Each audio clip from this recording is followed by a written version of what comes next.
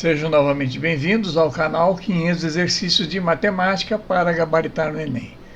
Eu sou o professor Nelson Fujita e hoje iremos ver a videoaula de número 24.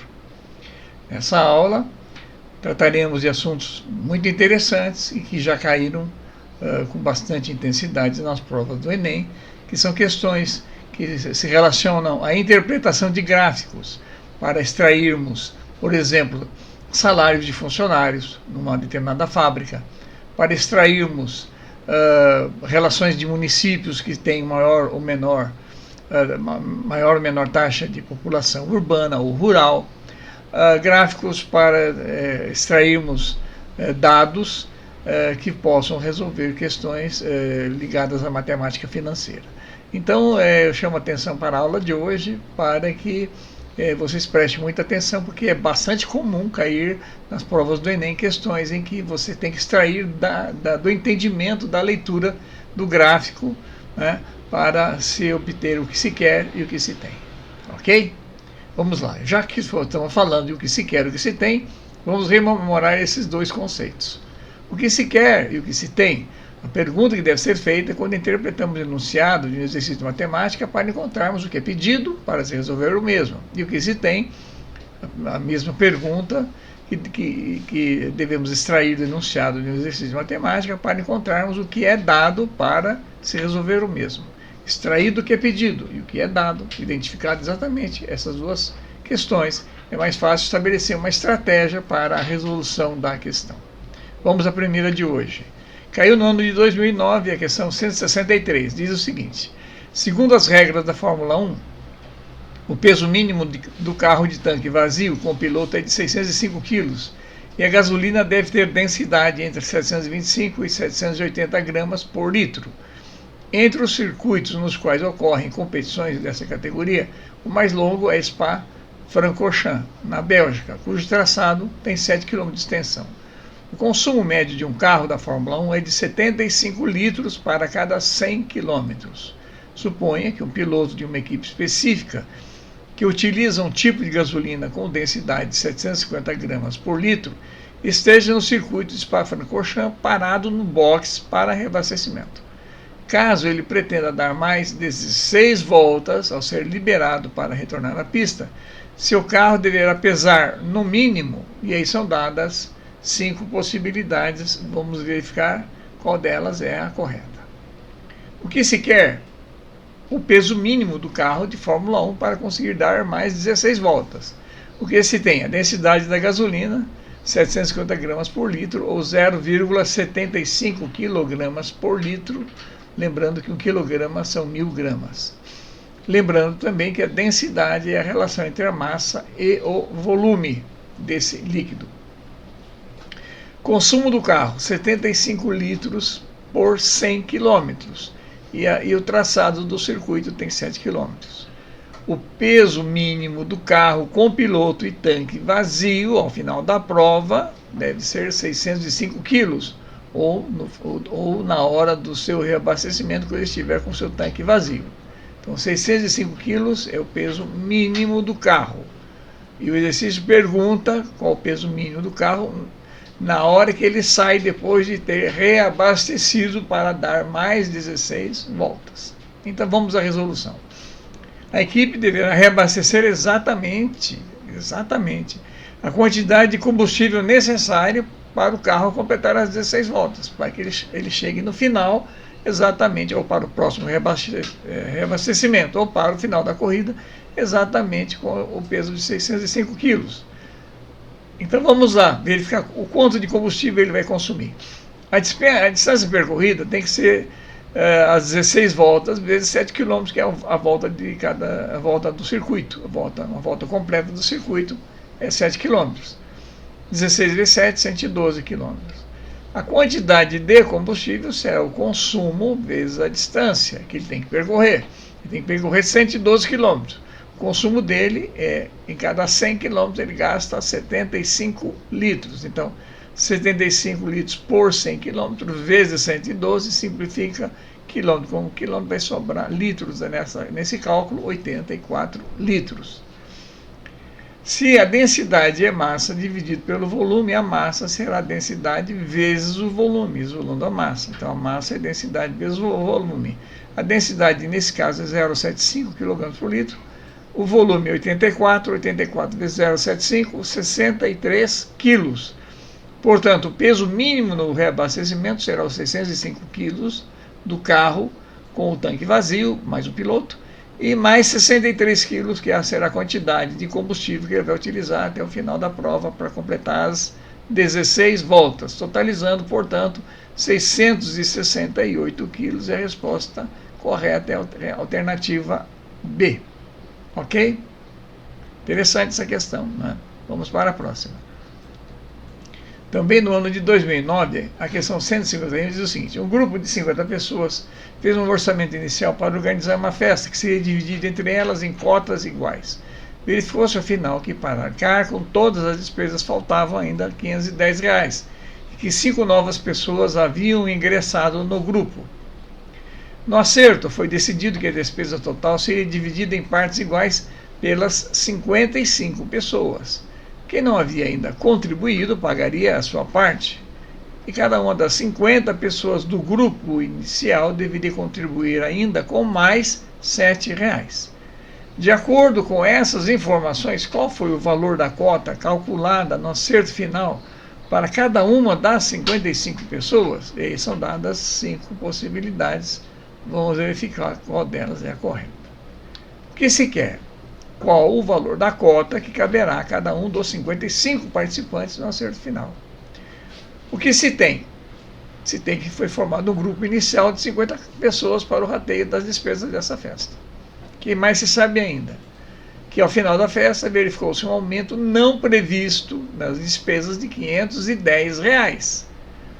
Mas houve também a inclusão de mais 5 pessoas que iriam participar desse acerto. Para ajustar os valores do rateio, os 50 cotistas iniciais tiveram que ainda desembolsar mais R$ 7. Por que tiveram que desembolsar mais R$ 7? Para cobrir os 510 que apareceram como um gasto extra no final do rateio. E os 5 posteriores, que entraram posteriormente no grupo, integralizaram o valor total da cota. Então vamos resolver a questão usando o critério da montagem de uma equação algébrica, ok? Vamos então fazer o seguinte: montagem da equação algébrica. Pelo enunciado, esse déficit, essa diferença que apareceu no final da festa de R$ 510, ele foi coberto integralmente pelos 5 novos cotistas, mais os 50 originais, que tiveram que desembolsar cada um mais R$ 7. Se nós chamarmos de C o valor total da cota, vejam bem como é que nós montaríamos essa equação aqui. Vejam bem, R$ 510 é o que faltou para fechar a conta. Por quê? A parte inicialmente imaginada pela despesa já tinha sido rateado pelas 50 pessoas. As 50 pessoas pagaram o valor X e resolvido a questão. Chegou no final da festa, opa, deu um aumento aí inesperado de 510. Mas por quê? Entraram mais 5 para consumir e outras despesas. Muito bem.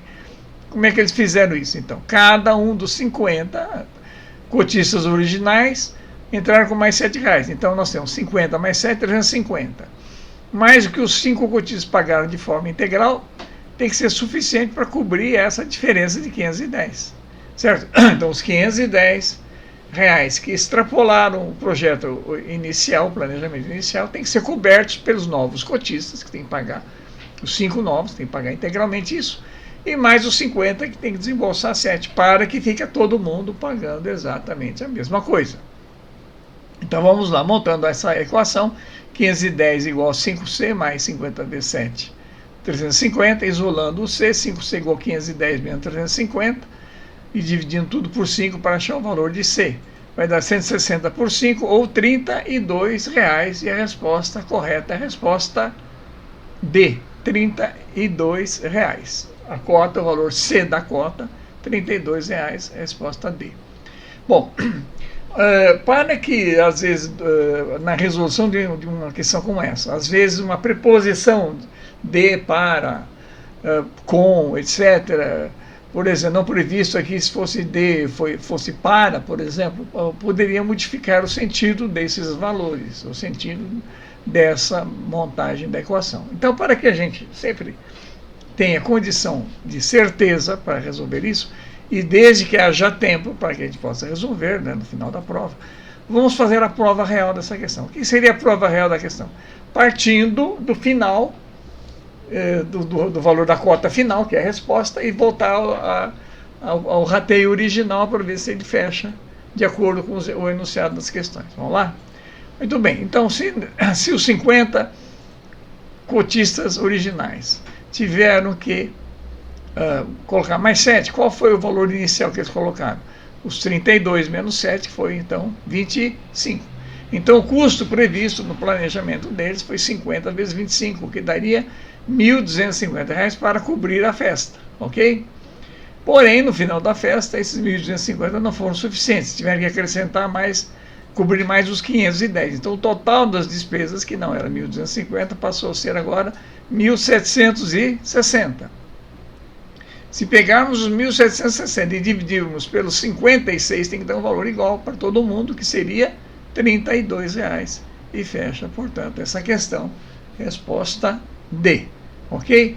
Interessante fazer a prova real para que a gente confira de fato se o que a gente raciocinou entre o que se quer e o que se tem e a resolução do exercício. Ok? Vamos para a próxima. No ano de 2014, a questão 162 diz o seguinte: em uma cidade, o valor total da conta de energia elétrica obtido pelo produto entre o consumo em kWh e o valor da tarifa de kWh com tributos, adicionado à COSIP, Contribuição para Custeio da Iluminação Pública, conforme a expressão. Então, a expressão diz o seguinte: o custo do kWh será, o custo tarifado será o valor do kWh multiplicado pelo consumo em kWh, mais essa taxa de iluminação. O valor da COSIP é fixo em cada faixa de consumo. O quadro mostra o valor cobrado para algumas faixas. Até 80, não é cobrado nada. De 80 a 100, R$ 2,00. De 100 a 140, R$ 3,00. Superior a 140 até 200, R$ 4,50. Suponha que em uma residência todo mês o consumo seja de 150 kWh. E o valor do kWh, já incluso os tributos, seja de 50 centavos cada kWh. O morador dessa residência pretende diminuir o seu consumo mensal de energia elétrica com o objetivo de reduzir o custo total da conta em pelo menos 10%. Reduzir o valor total da conta em pelo menos 10%. Qual deve ser o consumo máximo em kWh dessa residência para produzir a redução pretendida pelo morador? E aí são dadas 5 alternativas, vamos ver qual delas é a correta. O que se quer? Qual o consumo máximo, vamos chamar de X, em kWh da residência para realizar a redução pretendida? O que se tem? Uma fórmula para o cálculo da tarifa. O valor a ser pago tem que ser igual o consumo em kWh vezes o preço desse kWh mais a taxa de iluminação, COSIP. Para a resolução dessa tabela, nós temos que o consumo médio é 150 kWh, o preço do kWh 0,50 e que se pretende uma redução de 10% do valor atual. Então vamos à resolução. Para um consumo de 150 kWh, se nós olharmos aqui a tabelinha, superior a 140 até 200, no caso 150 kWh é superior a 140. O valor dessa taxa de iluminação pública, COSIP, é R$ 4,50. Então, o valor do consumo seria 150 kWh vezes 50 centavos, mais os 4,50 do COSIP, que vai dar R$ 75,00, mais os 4,50, R$ 79,50 é o valor da fatura que essa residência está pagando. A fatura mensal é atualmente R$ 79,50. O que se pretende? Uma redução de 10% nesse valor. Portanto, 10% de R$ 79,50 é R$ 7,95. Portanto, o valor da redução será R$ 79,50 menos R$ 7,95, que vai dar R$ 71,55. Esse 71,55 tem que ser igual ao X, que é o consumo máximo que você pretende, valor X, que antes era 150, ele vai ter que ser reduzido aqui. Multiplicado por 50 centavos, que é o valor do quilowatt-hora, então X consumo quilowatt-hora, e o novo COSIP. Aqui está o grande X da questão, aqui está a pegadinha da questão. O COSIP agora não será mais 4,50, porque se ele reduziu o consumo, ele vai cair numa faixa abaixo.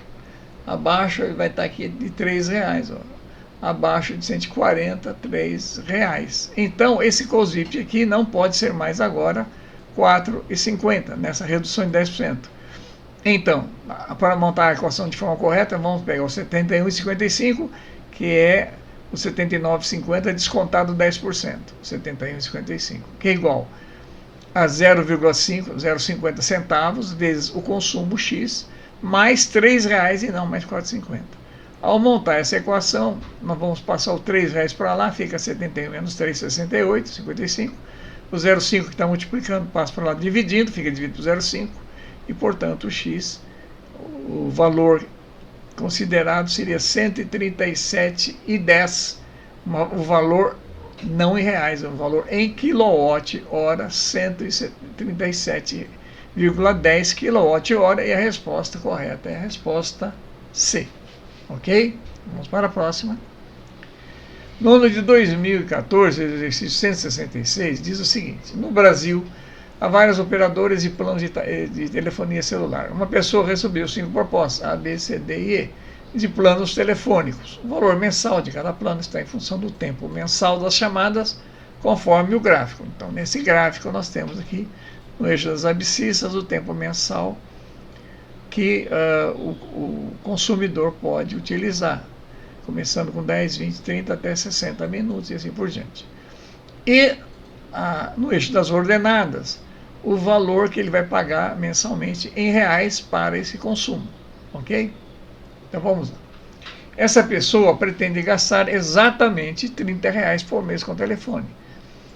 Dos planos telefônicos apresentados, qual é o mais vantajoso em tempo de chamada para o gasto previsto para esta pessoa?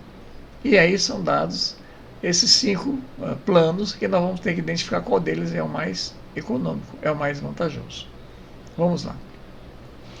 O que se quer? Qual plano telefônico é o mais vantajoso para gastar exatamente R$30? O que se tem? 5 planos ilustrados em gráfico, onde eu tenho, então, no gráfico, o tempo oferecido, mensal em minutos, e o valor mensal cobrado por esse consumo mensal, ok? Então vamos à resolução. O plano mais vantajoso será o que oferece maior tempo mensal pelos R$30 do cliente. Do gráfico, os planos D e B são descartados por cobrarem acima de R$30 qualquer consumo. Vejam bem aqui, ó, o plano B é uma reta paralela ao eixo das abscissas. O valor de cobrança aqui é R$50 fixo para qualquer quantidade consumida em minutos. Como o nosso cliente aqui, essa pessoa pretende consumir exatamente R$30, então 50 já está fora do plano que ele vai escolher. Então B já está descartado. Também vai estar descartado o plano D. Olha o plano D aqui, ó, porque ele começa com 30 e vai para cima. Então, se ele gastar 1 minuto, já vai dar R$31. Se ele gastar 10 minutos, vai dar R$35. Portanto, esse plano também tem que ser descartado, tem que ser eliminado, porque ele só se propôs a gastar exatamente R$30. Então, sobraram os outros 3 planos, o plano A, o E e o C. O plano A é esta reta aqui, ó, né, de uma inclinação menor. O plano A mostra que quando chegar nos R$30, ó, o consumo exatamente será de 20 minutos. Então, o plano A oferece 20 minutos. O plano E, esta reta de maior inclinação aqui, ó. O plano E, quando chegar nos R$30, ó, R$30 aqui assim, vai estar oferecendo cerca de 24 minutos. E o plano C, que é essa reta aqui, ó, nos 30 minutos está pagando R$30 exatamente, 30 por 30. Esse ponto 30, abscissa 30 ordenada, exatamente pertence ao plano C. Portanto, é esse plano que deve ser considerado. Ele oferece maior número de minutos, no caso 30, para os R$ 30 que ele pretende consumir, e a resposta correta é a resposta C. Ok? Vamos para a próxima. No ano de 2016, a questão 146 diz o seguinte: um dos grandes desafios do Brasil é o gerenciamento de seus recursos naturais, sobretudo os recursos hídricos. Existe uma demanda crescente por água e o risco de racionamento não pode ser descartado. O nível da água de um reservatório foi monitorado por um período, sendo o resultado mostrado no gráfico. Suponha que essa tendência linear observada no monitoramento se prolongue pelos próximos meses. Então, nós temos um gráfico aqui, olha, onde estão aqui registrados os meses, o mês 1, o mês 2 até o mês 6, e aqui os percentuais correspondentes ao nível do reservatório, percentual do nível máximo. Então, no mês 1 ele estava em 30%, no mês 2 caiu para perto de 25% e assim sucessivamente. No mês 6 ele já estava em 10%. Então, no mês 1, 30%, no mês 6, 10%. Vamos ver a pergunta. Nas condições dadas, qual o tempo mínimo após o 6º mês para que o reservatório atinja o nível 0 de sua capacidade? Então, vejam bem, se isso aqui é uma linha reta, ele cai de forma linear, tendência linear, está aqui, ó. Vai caindo. Em algum momento essa linha vai cruzar a linha das abscissas, vai cruzar o eixo X e aqui nós vamos ter 0, né, 0, ok? E essa vai ser então a estratégia que nós vamos utilizar para resolver esse exercício fazendo essa figura aqui. Então vamos ver a resolução. O que se quer? Qual o tempo mínimo após o 6º mês para que o reservatório atinja o nível 0? Que se tem um gráfico linear do tempo gasto em meses versus a porcentagem da capacidade, o nível do reservatório. E esse gráfico que é linear tem os seguintes dados. No mês 1, o consumo foi de 30%, o nível máximo do reservatório foi de 30%, e no mês 6 esse nível já caiu apenas 10%. Vamos à resolução. Se traçarmos o prolongamento dessa reta, conforme a figura, verificaremos a formação de dois triângulos, um triângulo menor e um triângulo maior, ok? Que são triângulos semelhantes. Por que eles são semelhantes? Porque eles têm um vértice comum, eles têm um ângulo comum e têm dois lados iguais. É a semelhança por L a L, lado, ângulo, lado, certo? Uma congruência dessa forma. Então nós temos aqui dois triângulos semelhantes, tá claro? E além disso ainda são retângulos, né? Muito bem, então vamos lá. Se traçarmos o prolongamento, conforme a figura, verificaremos a formação de dois triângulos semelhantes de bases 10 e 30 respectivamente, ó, 10 e 30.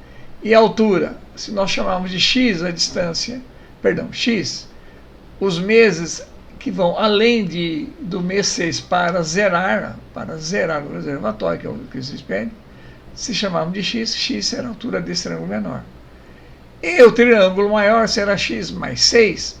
Opa, não, será x mais 6, aqui está a pegadinha da questão. O mês aqui, desse gráfico, começa no mês 1, ele não começa no mês 0. Então, se nós olharmos no mês 6, quantos meses temos aqui? 1, 2, 3, 4, 5 meses. Então, o 6º mês ocorre 5 meses após o primeiro mês, certo? Então, o x, o triângulo maior será 5 meses, 5 e não 6, mais x. Portanto, a altura do triângulo maior será x mais 5. Assim, podemos estabelecer a proporção. A base do menor está para a base do maior, 10 está para 30, como a altura do menor, que é x, está para a altura do maior, que é x mais 5 meses, x mais 5. Então, para resolvermos isso, dá para simplificar. 10 sobre 30 é igual a 1/3, né, simplificando por 10, que é igual a x sobre x mais 5. O x mais 5 está no denominador aqui, passa para lá multiplicando, fica x mais 5. E o 3 está aqui no denominador, vai para lá multiplicando, vai ficar 3x. Então, x mais 5 é igual a 3x. o x passando para cá fica menos x com mais 3x dá mais 2x igual a 5. Isolando x igual a 2,5 meses. Ou seja, o zeramento, o nível zero, o zeramento desse reservatório vai ocorrer após 2 meses e meio, esse sexto mês. E a resposta correta é a resposta A, 2 meses e meio após. Ok? Então vamos à próxima questão. No ano de 2019, a questão 138 diz o seguinte: o gráfico a seguir mostra a evolução mensal das vendas de certo produto de julho até novembro de 2011. Então temos um gráfico aqui, mês de julho, 700 unidades vendidas, agosto 2.500, setembro também 2.500, outubro vai até lá em cima, 2.800, novembro 2.700 unidades vendidas, ok? Sabe-se que o mês de julho foi o pior momento da empresa em 2011, que o número de unidades vendidas desse produto em dezembro de 2011 foi igual à média aritmética do número de unidades vendidas nos meses de julho a novembro do mesmo ano. Então aqui ele está dizendo o seguinte, que o mês de julho, que dá para ver aqui no gráfico, é o pior mês, eles venderam 700 unidades. No mês de dezembro, eles estão fazendo um cálculo, mas já chegaram a uma previsão e que se eu fizer uma média aritmética desses 5 valores dos meses anteriores, julho, agosto, setembro, novembro, eu vou achar o valor de dezembro, seria a média aritmética. O gerente de vendas disse em uma reunião da diretoria que se essa redução no número de unidades vendidas de novembro para dezembro, se ela se mantiver constante nos meses subsequentes, as vendas só voltariam a ficar piores que julho de 2011 no final de 2012, lá por mês de dezembro. Okay? Já o diretor financeiro rebateu imediatamente esse argumento, mostrando que, mantida a tendência atual, isso aconteceria antes, janeiro, fevereiro, março, abril ou maio. Vamos ver se o gerente financeiro tem razão nessa preocupação. Vamos lá. O que se quer? Um mês provável em que as vendas ficaram piores que julho de 2011, que são 700 unidades. O que se tem? Um gráfico mostrando a evolução das vendas de julho a novembro de 2011 e as vendas em dezembro de 2011 é igual à média aritmética de julho até novembro. Houve uma redução das vendas de novembro para dezembro que se manterá idêntica para os demais meses subsequentes, ou seja, a mesma redução que ocorreu de novembro para dezembro ocorrerá de dezembro para janeiro. E essa também será a diferença entre janeiro e fevereiro e março, e assim por diante, que todos os meses irão caindo a venda irá caindo esse mesmo valor. Essa é a preocupação da diretoria. Então vamos lá. Para isso, para a resolução dessa questão, vamos calcular exatamente qual é o valor das vendas de dezembro. O exercício deu uma pista, é a média aritmética de julho a novembro. Então vamos pegar os valores anteriores a dezembro. Julho, agosto, setembro, outubro, novembro. Então vamos lá. Ó. 700, julho, 2.500, 2.500, 2.800, 2.700. Vamos lá. 700, 2.500, 2.500, 2.800, 2.700. Somando esses 5 dividido por 5, nós vamos achar 2.240 unidades vendidas em dezembro. Portanto, houve uma redução de novembro, que foi 2.700, para dezembro de 2.240, dessa diferença aqui, que foi 460. Essa redução das vendas se manterá idêntica para os demais meses subsequentes. Então, vamos lá. Então, de janeiro, se a redução de dezembro para novembro foi 460, de janeiro para fevereiro ocorrerá a mesma redução. Então seria 2.240 menos 460. Ou seja, em janeiro será previsto agora 1.780 unidades. Se 1.780 foi o que ocorreu em janeiro, em fevereiro será 1.780 menos também os mesmos 460, que vai dar 1.320. Para acharmos o valor de março, vamos pegar os 1.320 do mês anterior, que é fevereiro, e vamos subtrair 460. Vamos encontrar em março as vendas já caindo para 860 unidades.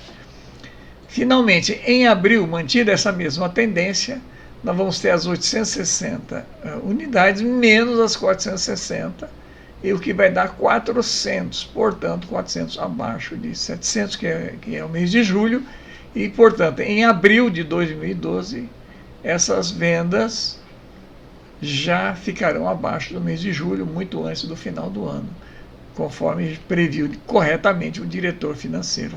E a resposta correta é a resposta D, abril. Ok? Vamos para a próxima. Também no ano de 2019, a questão 177 diz o seguinte: a taxa de urbanização de um município é dada pela razão entre a população urbana e a população total do município, isto é, a soma das populações rural e urbana. Os gráficos apresentam, respectivamente, a população urbana e a população rural de 5 municípios, 1, 2, 3, 4 e 5, em algarismos romanos, de uma mesma região estadual. Em uma reunião entre o governo do estado e os prefeitos desses municípios, ficou acordado que o município com a maior taxa de urbanização receberá um investimento extra em infraestrutura. Então nós temos dois gráficos aqui, ó, colocando os municípios 1, 2, 3, 4, 5, 1, 2, 3, 4, 5, e suas populações urbanas e suas população rural.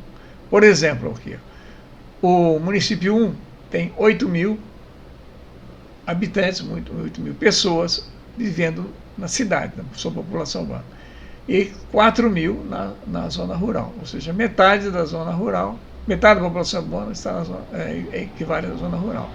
Já, por exemplo, o município 2 tem 10 mil na zona urbana e 8 mil na rural. Né? Tem quase o mesmo tanto. E assim sucessivamente. Então nós temos que descobrir quais são essas taxas urbanas aí para, segundo o acordo, qual município vai receber esse investimento extra, qual deles será premiado, que tiver a melhor taxa urbana. Ok? Vamos lá, a resolução. O que se quer? Qual município receberá um investimento extra? O que se tem? Será contemplado com investimento extra o município que apresentar maior taxa de urbanização, que é a população urbana dividida pela população rural. Então, o conceito de taxa de urbanização, TU, é uma taxa que é obtida pela divisão da população urbana pela população rural. Temos também tabelas demonstrando em gráficos de barras as populações urbanas e rurais em 5 municípios. Então vamos calcular, para resolver essa questão, vamos calcular as taxas de urbanização de cada um desses municípios. Município 1, 2, 3, 4 e 5. O primeiro, como nós já havíamos comentado, tinha 8 mil na população urbana e vai ter que ser dividido pela população total, que é 8 mil mais 4 mil aqui, que é rural. Vai dar uma taxa igual a 0,67. Já o município 2 tem 10 mil na parte urbana e 8 mil na rural. 10 mil mais 8 mil dá 18, 10 mil por 18 vai dar 0,55. O município 3 tem 11 mil na urbana e tem 5 mil na rural. Portanto, 11 mil mais 5 mil vai dar 16, 11 mil por 16 vai dar 0,688. Opa, um número interessante aqui. O município 4 tem 18 mil na população urbana, na rural tem 10 mil, 18 mais 10 mil, 28 mil, 18 mil por 28 mil dá 0,643. Finalmente, o quinto município tem 17 mil na população urbana e 12 mil na rural. 17 mais 12 dá 29, 17 mil por 29 vai dar 0,586. Portanto, o que tem melhor índice, de acordo com a definição de taxa de urbanização, é o município 3. E a resposta correta, resposta C. Município 3. Ok? Vamos para a próxima. No ano de 2009, a questão 176 diz o seguinte: Joana frequenta uma academia de ginástica onde faz exercício de musculação. O programa de Joana requer que ela faça 3 séries de exercício em 6 aparelhos diferentes, gastando 30 segundos em cada série. No aquecimento, ela caminha durante 10 minutos na esteira e descansa durante 60 segundos para começar o primeiro exercício no primeiro aparelho. Entre uma série e outra, ao mudar de aparelho, Joana descansa por 60 segundos. Suponha que em determinado dia Joana tenha iniciado seus exercícios às 10h30 e finalizado às 17h07. Nesse dia e nesse tempo, Joana, e aí são dadas 5 possibilidades, nós vamos ver agora qual delas é a correta, certo? Enunciado interessante, porque a maior parte do enunciado está exatamente na interpretação das respostas, ok? Então vamos lá. O que se quer? Qual das alternativas descreve as possibilidades de exercícios realizados por Joana das 10h30 às 11h07? O que se tem? O tempo total programado, que dá 37 minutos. Ela começa às 10h30, termina às 11h07. O total serão 37 minutos. 30 minutos para ir das 10h30 às 11h, mais 7 para ir até às 11h07. Sabe-se também que ela gasta com aquecimento 11 minutos. Opa, mas lá falaram em 10 minutos no aquecimento, na esteira. Mas ela descansa 1. Né? Ela tem que descansar 60 segundos. Então ela vai gastar 10 minutos de caminhada mais 1 de descanso. Vão gastar 11. Ela vai fazer ainda 3 séries de exercícios em 6 aparelhos diferentes. 3 séries em 6 aparelhos diferentes. Gastando 30 segundos, meio minuto por série. E mais 1 minuto de descanso entre as séries e também na troca de aparelhos. Tá certo? Então cuidado que tem mais tempo aqui para descansar do que para fazer exercício. Vamos lá, resolução.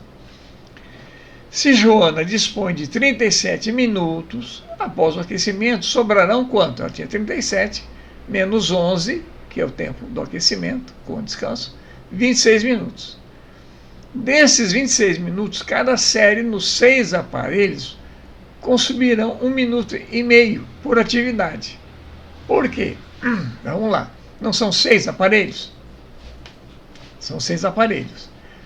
Em cada aparelho, ela vai gastar 30 segundos, né, para fazer o exercício e mais 1 minuto para descansar. Opa, então vai ser 1,5 minuto por cada atividade, tá? Considerando um descanso. Como são 6 aparelhos e cada aparelho, em cada série, ela vai consumir 1,30 minuto, 6 vezes 1,5 minuto vai dar 9 minutos em cada série. Então ela vai consumir 9 minutos em cada série, que ela vai repetir, são 3 séries. Vai fazer a primeira, vai fazer a segunda. Na terceira, aqui está a grande pegadinha dessa questão que caiu no ano de 2019. Muita gente dançou aqui. Por quê? Porque a última atividade não há necessidade do minuto de descanso. Está claro? O exercício fala quais as possibilidades de exercício realizadas, não quais as possibilidades de descanso dela. Então, terminou de fazer exercício. Então, na última série dela, no último aparelho, ela não vai descansar aquele 1 minuto. Portanto, em vez de gastar 9 minutos, ela vai gastar apenas 8 minutos. Ok? Na última série. Portanto, serão gastos 2 séries de 9 e mais uma de 8. 2 de 9 vai dar 18, mais 1 de 8, 18 mais 8, 26 minutos. Ora, exatamente o que ela tinha para gastar, 26 minutos. Assim, com esse tempo de 37, Joana utilizaria no aquecimento 11 minutos e 26 minutos para completar todas as séries programadas. E a resposta B é a correta. Diz assim, poderia ter feito todos os exercícios e cumprido rigorosamente os períodos de descanso especificados em seu programa. É a resposta B. Então, muito cuidado com a pegadinha dessa questão, porque o enunciado fala em atividade, tempo gasto nas atividades. O descanso é após a atividade. Enquanto estava havendo ainda atividades subsequentes, esse tempo de descanso estava sendo contado. Na última atividade, não será mais contado. Então, houve uma diferença de 1 minuto nessa resposta em relação a outras questões. E é, portanto, a resposta certa, correta, é a resposta B. Ok? No ano de 2014, a questão 153 diz o seguinte: uma empresa de alimentos oferece 3 valores diferentes de remuneração aos seus funcionários, de acordo com o grau de instrução necessário para cada cargo.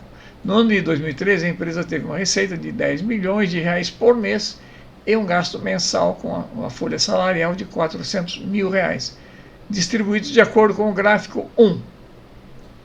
No gráfico 1 nós vamos observar o seguinte, que há uma distribuição da folha salarial de acordo com o grau de instrução de cada funcionário, de cada servidor da fábrica.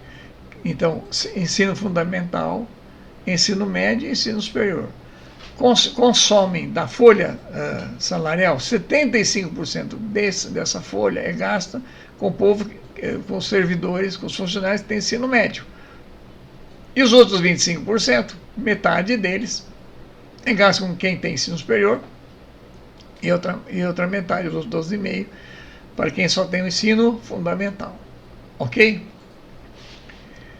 No ano seguinte, a empresa ampliará o número de funcionários, mantendo o mesmo valor salarial para cada categoria. Então, os valores salariais serão mantidos, os salários não vão sofrer alteração nesse ano de 2014.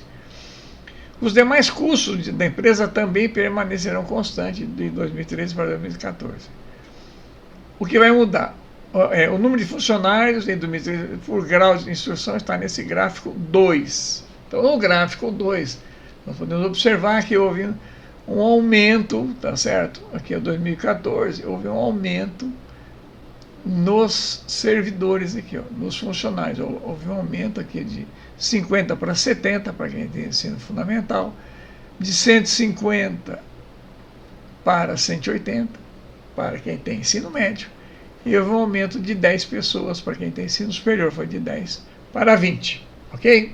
Bom, vamos lá. Qual deve ser o aumento na receita da empresa para que o lucro mensal de 2014 seja o mesmo, ou seja, para que ele não tenha redução no lucro, fazendo esse aumento de contratação, mantidos os salários, são os mesmos, o valor nominal de salário em 2013 é igual a 2014, não é? Porém, se ele aumentar a folha de pagamento, vai reduzir o lucro, desde que ele não aumente a receita. Então, para isso, ele tem que fazer o pessoal da equipe de vendas aumentar mais as suas vendas para aumentar as receitas e aí compensar esse aumento na faixa, na contratação desses novos servidores. Ok? Então, vamos à resolução. Bastante interessante, mas é simples de fazermos os cálculos. O que se quer? Qual o aumento na receita da empresa para que o lucro mensal em 2014 seja o mesmo de 2013? O que se tem? 3 valores de remuneração conforme o grau de escolaridade. A distribuição da folha salarial de 400 mil mensais está assim: 75% para quem tem ensino fundamental, 12,5% para quem tem ensino médio e 12,5% para quem tem ensino superior. No ano de 2013, as receitas foram de 10 milhões por mês e em 2014, o aumento da folha salarial conforme o gráfico 2. Aumento na folha salarial conforme o gráfico 2, no número de pessoas. E os demais custos serão iguais aos de 2013. Vamos à resolução. Pelo gráfico 2, a empresa possuía em 2003 o quê? 50 funcionários, 50 no ensino fundamental, 150 no ensino médio, 150 no ensino médio e 10 no ensino superior, 10 no ensino superior, ok? Portanto, 50 mais 150 são 210 funcionários. Então, em 2013, eles tinham 210 funcionários. Vamos ver os gastos agora. Sendo gastos 75% da folha, que é 400 mil, aonde, em quem? No pessoal do ensino médio. Ou seja, era um gasto 75% de 400, que vai dar, portanto, 300 mil. 300 mil para quem tem ensino médio. E os 25% restantes foram divididos igualmente. 12,5% para quem tem ensino fundamental e o mesmo tanto para quem tem ensino superior. Então, 50 mil reais destinados a quem tem ensino fundamental e 50 mil reais para quem tem ensino superior. Então, vamos calcular os salários pagos em 2013 por categoria, que também serão os mesmos pagos em 2014. Então, os 300 mil reais que foram gastos para ensino fundamental, dividido pelos 150 funcionários, que está aqui, ó, 150 funcionários de ensino médio, são ensino médio, 300 mil. 13 mil dividido por 150 deu 2 mil reais. Então quem tem ensino médio e trabalha nessa fábrica ganha 2 mil reais. Quem tem apenas ensino fundamental, que são 50 mil, recebe apenas 1.000, 50 mil destinados para esse grupo, dividido por 50 funcionários, dá 1.000. E esse mesmo tanto, 12,5%, for destinado ao ensino superior, que só tem 10 funcionários, portanto eles vão ganhar mais. Eles ganham 5 mil por terem ensino superior.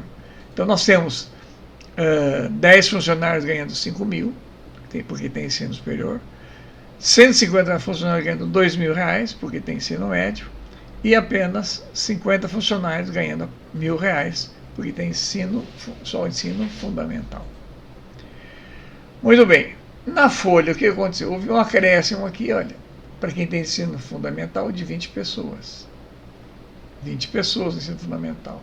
No ensino médio, ocorreram um aumento de 30. 30 no ensino médio. E no ensino superior, mais 10.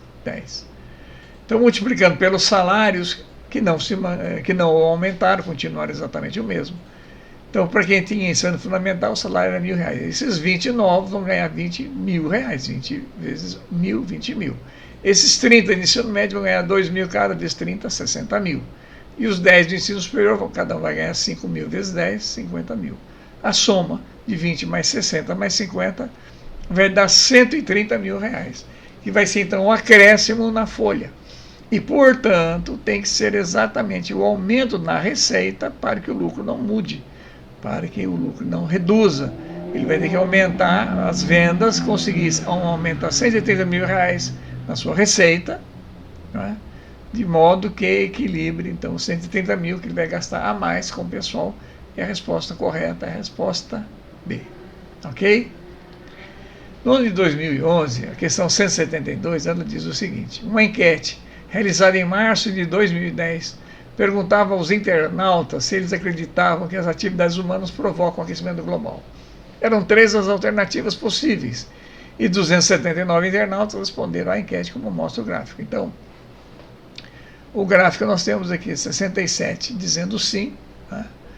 25 dizendo não e não sei avaliar 8%. Analisando os dados do gráfico, quantos internautas responderam não à enquete? Então nós vamos analisar qual a resposta correta aqui. O que se quer? De acordo com o gráfico, quantos internautas responderão não à enquete? O que se tem? 279 entrevistados. 279 internautas foram entrevistados. 67% disseram sim. 25% disseram não. 67% sim, 25% não. E 8% disseram não sei avaliar. Então, é muito simples essa questão, mas é muito simples. É mais de interpretação de texto. Ou seja, quem disse não? 20 por 5%. 25% desse 279, 0,25 vezes 279, ou que é a mesma coisa que 279 dividido por 4. Se fosse exatamente 280 por 4, daria 70. Então, aproximadamente 70 pessoas. Qual a resposta correta? Menos de 23? Mais de 23? Mais de 100? Não. Mais de 50 e menos de 75. Porque 70 está nesse intervalo entre 50 e 75. E a resposta correta é a resposta C. E com isso, nós encerramos as 10 questões de hoje, abordando principalmente a interpretação de gráficos. Veja como caem muitas questões que envolvem interpretação de gráficos, não só para obter dados, mas também para trabalhar graficamente em relações de triângulo, de relações lineares, como nós vimos. Não se esqueçam de se inscrever no canal, aqueles que não estão inscritos ainda, porque isso vai permitir que outras pessoas que não têm condições e queiram acessar esse canal tenham uma facilidade maior de acesso, porque o YouTube vai, de uma certa forma, com o aumento de volume de tráfego, vai propiciar que essas pessoas tenham acesso mais rapidamente a isso. Agradeço a todos e até uma próxima.